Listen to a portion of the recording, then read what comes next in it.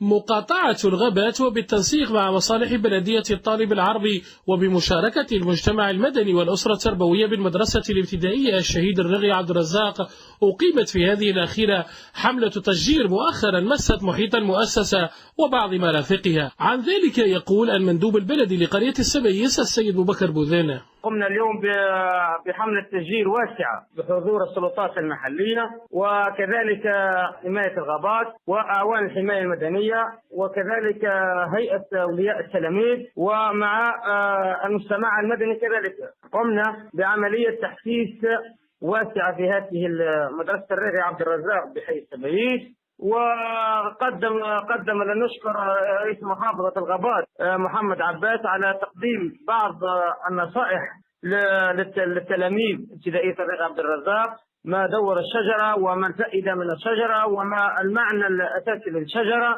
وكيف نستغل الشجرة وكيف حتى نحافظ على الشجرة. الحماية المدنية قدموا للتلاميذ بعض النصائح والإرشادات. وعن حملات النظافة بذات القرية يضيف السيد المندوب ثانية: حي السبيس بالرغم ببعدها على مقر البلدية بحوالي 40 كيلومتر، وعلى الأساس قمنا بعدة حملات نظافة، مرة في وحدة العلاج ومرة في الفرع البلدي ومرة في الأحياء.